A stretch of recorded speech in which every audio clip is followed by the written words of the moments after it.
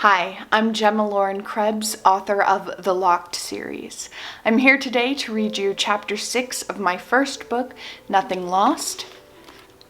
If you want to check it out, if you like what I'm doing here, it's on Amazon.com.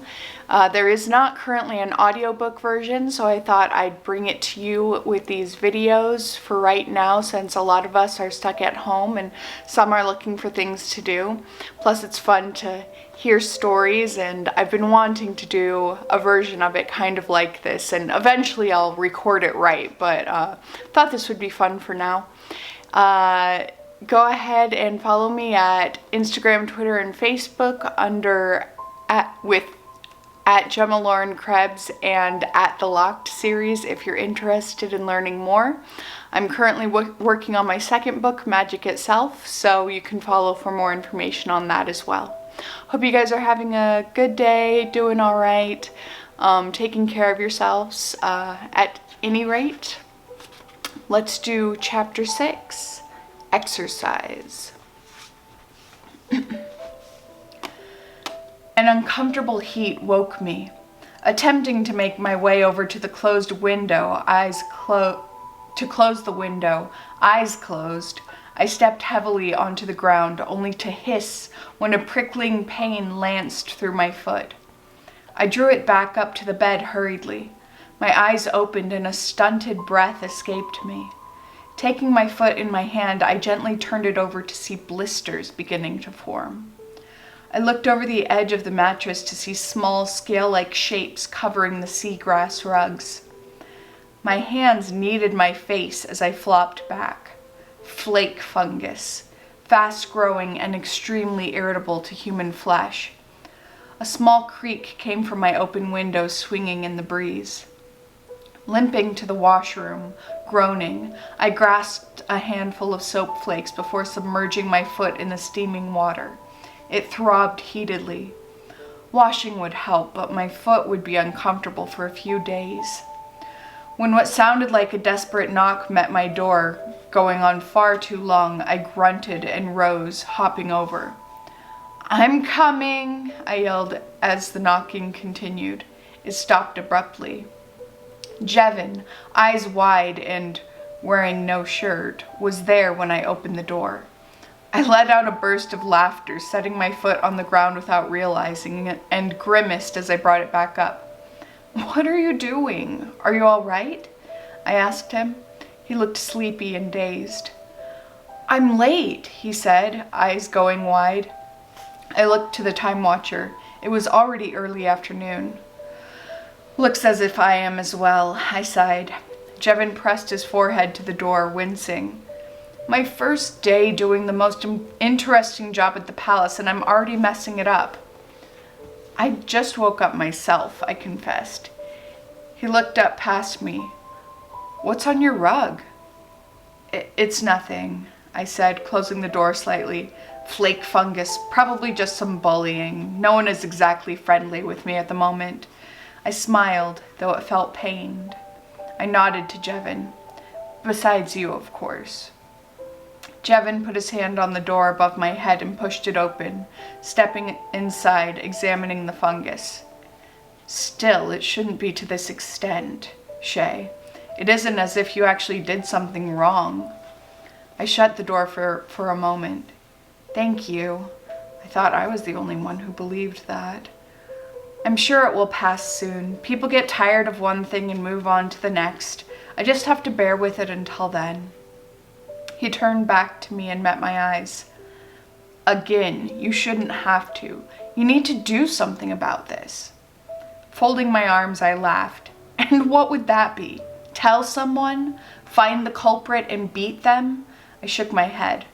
"No one will care. This is the first instance, and as for violence, you know I can't. In fact," I recalled Jevin's new position, "neither of us can now. You'll take the vow of nonviolence as well when you enter the garden." Jevin's shoulders drooped. Did he realize he'd been in the hallway without a shirt on? I focused on his face. His brows were drawn together. "I never quite understood that. Why do you train if you can't even use your fighting skills? I am allowed if it is a life or death situation, I shrugged. It's good for exercise, and of course I like training with you. My foot felt better and I was able to set it fully on the ground. I never expected to use my abilities for anything else. Fine, but why must gardeners take a vow of nonviolence at all? Jevon's eyes narrowed. Jevon, this didn't feel like the right time to explain. He had no context for the ideas of the garden yet. You'll learn more about it when you've been properly trained, but what you must realize is you're a protector now.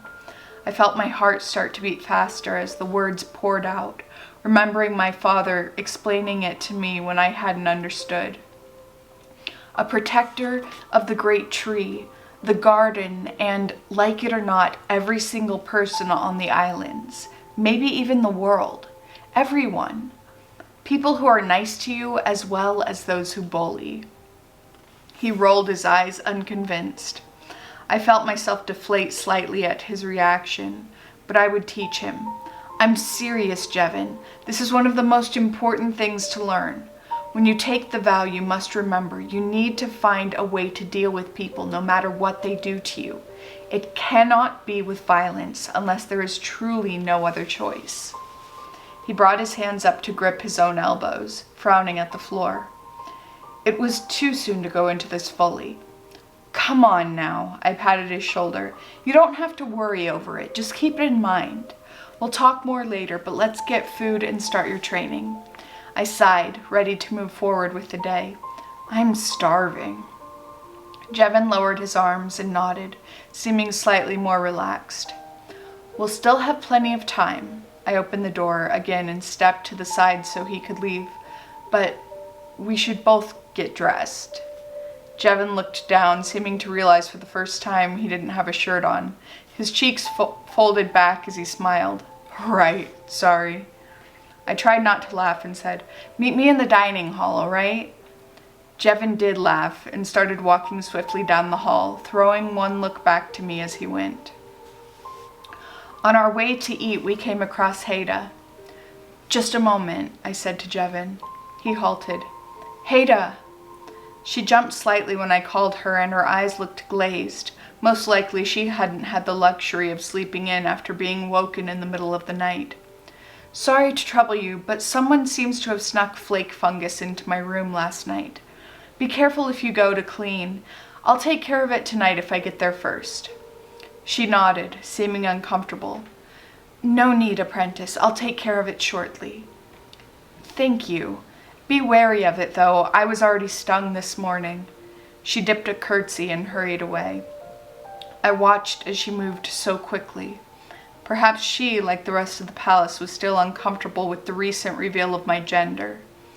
I sighed, making my way back to Jevon and rubbed my face tiredly.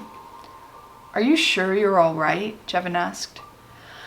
I will be. I started walking again. Let's go eat. During our quick meal, I'd remembered a perfect place for Jevon and I to practice the garden teachings. We climbed the last few stone steps to the tower room. The space before us held stacks of unused tapestries, bedding, and random tarnished decorations no longer needed. There was room in the middle that was just large enough for what I wanted to teach. A small cluster of stout candles drew my attention, and I collected 3 of them, breaking a spider web and forcing its resident to flee. Candles? I gathered them close. Yes. Go ahead and sit down, Jevon. As he did, I placed a candle before each of us and the last one off to the side. As keepers of the garden, I said, reaching into the pocket of my robe for a tinder stick, our most essential skill is not knowing how to care for plants, though that is important. That's as far as gardeners not of our order will get. We, however, I gripped the stick in my hand, work to first master the practice of meditation. I rose once more, leaning out into the hallway to light the tinder stick from the lamp. When each candle was lit, I shook the stick to put it out, and then laid it aside. Sitting once more, I crossed my legs, and Jevin listened intently. Normally, I would have lightened the mood with a joke, and I felt a strong urge to do so. Jevin, though, was not just my best friend now. He was my pupil. I had to teach him the ways of the garden. I took a deep breath to put myself into the proper mindset. When you work in the garden, you must connect and commune with the plants. In order to do so, you must match the energy in your own body to theirs. Plants are calm for the most part. They look at the world slowly and without the prejudice humans accumulate as they go through life. I recalled my father giving me the same speech when I was 5 years old. I'd hardly understood it then. Jevin looked confused but still paid attention. When you settle into the correct mindset, you know it, though it is difficult to remain there for an extended period of time. First, you need to know how it feels. That's what we'll learn today. I closed my eyes and took another deep breath. When your mind goes into the right spot, it will feel perfectly clear. For that split second of a moment, you will be thinking of nothing at all, but your mind won't be empty. Within the feeling of nothing, there blossoms a knowing. Deeply, you will know that you are open to what is before you. My father says that with that knowing, anything is possible. I hadn't found this to be true, but I didn't want to taint Jevin's lesson with my own thoughts and observations quite yet. To get your mind into that place, I said, opening my eyes once more, we will put a candle out just by moving our hand a small amount. Jevin had been excited before, but I saw now I'd lost him as his eyes narrowed warily. We are to put out a candle by moving a hand at it? Not exactly that, but in a sense, yes. When I do it, I will put my candle out from a couple feet away. But first, I'd like you to try. Jevin looked confused. What do you mean?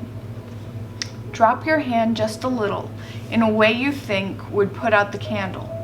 I want to show you what happens when you aren't in the proper mindset. An eyebrow raised. He did so, and the flame hardly moved. Good. My turn. I shifted into the mindset before backing away from the candle a good distance, then gently moved my hand downward. The candle went out immediately with a faint crackling from the wick. Jevin seemed dubious. Isn't there some sort of trick you're doing? That's what I thought when this was first demonstrated to me. You'll see the difference is the mindset when you do it yourself. The candle will only go out when your mind is perfectly clear and not before. Jevin swiped his hand down again to put out the candle, then did it a few times. Each time he seemed to be trying harder. The flame waved a little more than it had the first time, but stayed resolutely lit. So, how do I make it go out? Jevin asked, discouraged. You must relax and avoid focusing on the candle. In fact, you will see when you succeed, you won't be focusing on anything. You can't make it go out. That's using too much effort and it won't work. Instead, allow it to go out. The moment the flame disappears, your mind will be perfectly empty. I sat back. A good way to start is to count down from 20 to 1, moving your hand up and down at each number, breathing slowly in time. When you reach 0, let your hand drop down. I demonstrated it quickly. That will help you concentrate less on the candle. Jevin nodded, then held his hand near his forehead, beginning to move it down and up slowly. I could see him start to count silently in his head. Get some water.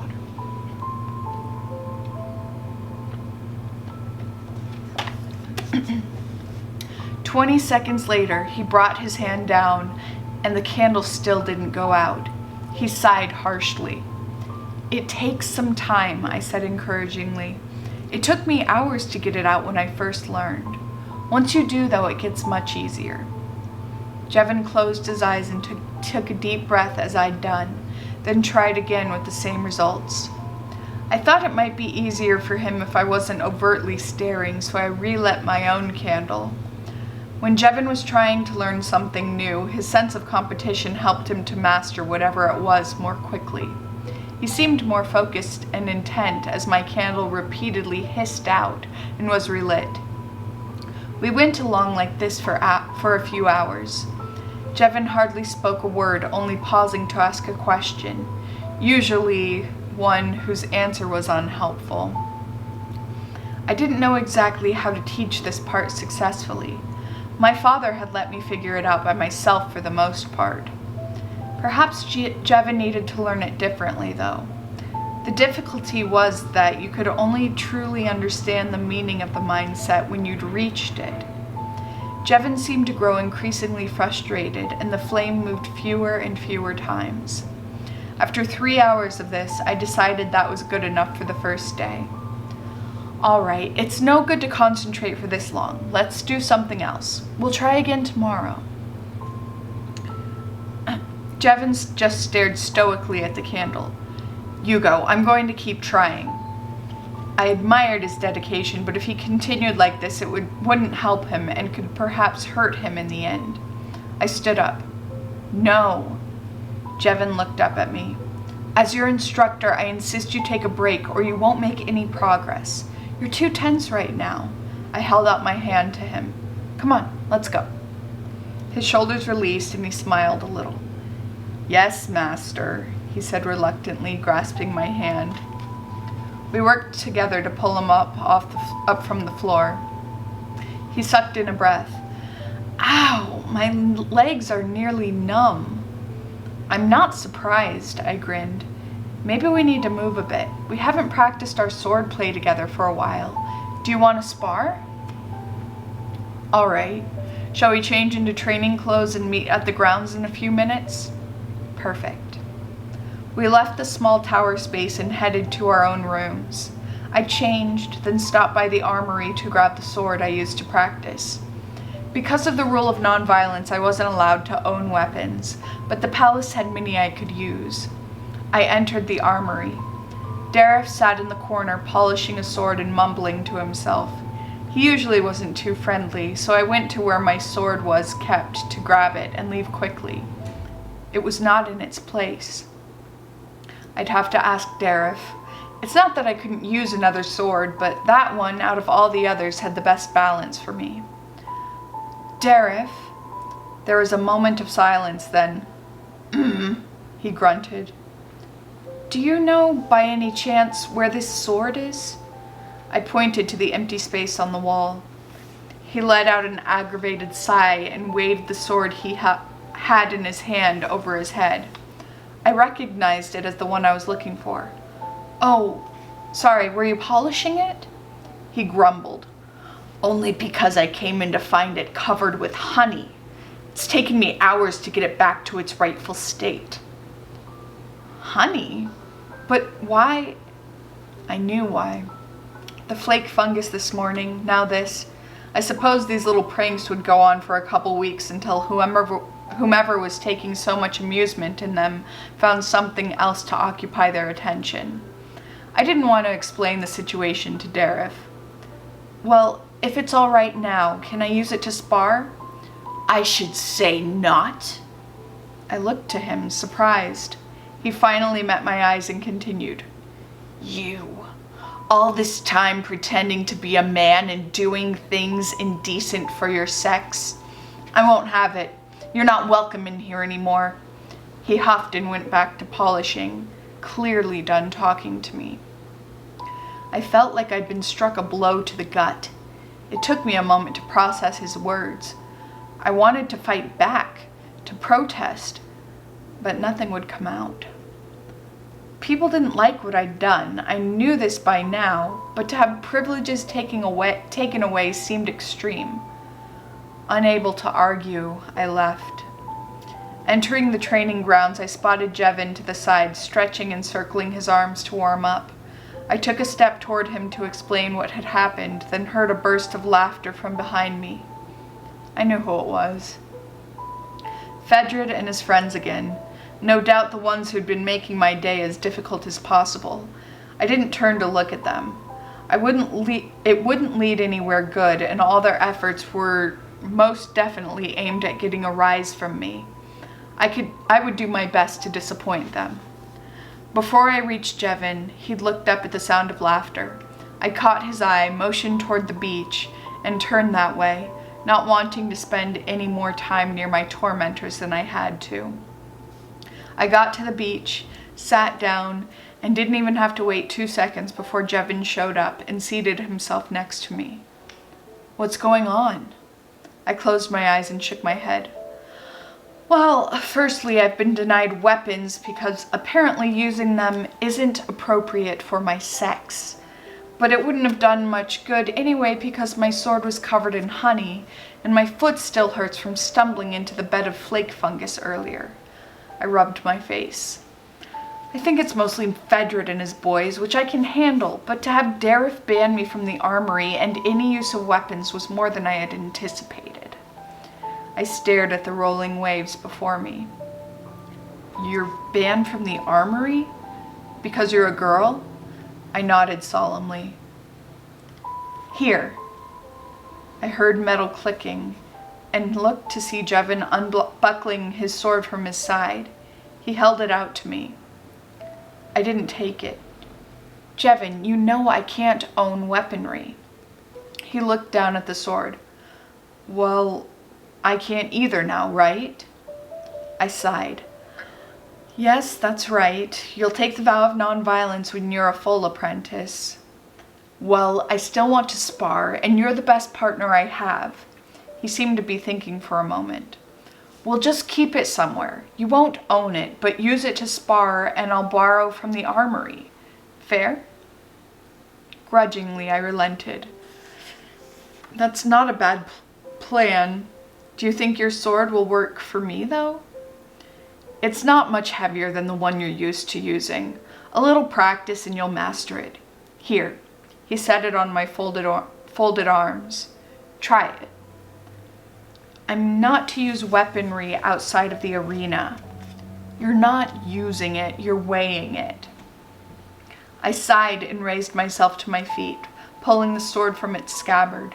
The silver hilt was sculpted into the likeness of a Fanian peel digger, a mythical creature said to have once been known to live in the sands of Fania, the island across the ring from Crestalon. The peel digger was supposed to have a comical face and would bring luck if it found you and you laughed instead of screaming at its monstrous size, vivid colors, and habit of popping out of the sand in less than a second. There was also a small, pale green sapphire embedded in the tip of the sword's pommel. I'd seen the weapon come at me 1,000 times while practicing with Jevin. I started to swing it around, dancing the steps of an easy footwork drill and slicing the air around me. Jevin was right. It was heavier than I was used to, but I could handle it. With only a bit of training, I'd be able to use it easily. I stopped and slid the sword back into the scabbard, sitting down once again. "Thank you. I'm glad you, at least, are on my side." The sun was nearly down now, and my appetite had been lost to anger. I faced Jevin. A smile warmed his features. "I'm going to bed early, but let's meet at the ruins tomorrow. Be there at sunrise. We'll learn another meditation technique." He stood as well, brushing the sand from his calves. "Right, bright and early. I'll walk back up with you. Did you want to eat dinner first?" I sighed. "No." Sand ground beneath my boots as I began walking to the palace. Jevin fell in step beside me. His own boots were dangling from his hand. "I don't really feel hungry. I just need a bit of time to myself. I'll feel better after more sleep, too." I smiled, then looked down at my own hand to the sword I gripped. "Are you sure it's all right if I use your sword? You've had it since I met you." "It's not forever, Shay, and it isn't as if it'll be far away," he shrugged. We made our way along the white and blue stone walls of the palace, the shadows long now. The intricate clay doors at the south entrance stood open, guards on either side. Going through together, Jevin would go to the right to get to the dining hall, and I left to return to the youth wing.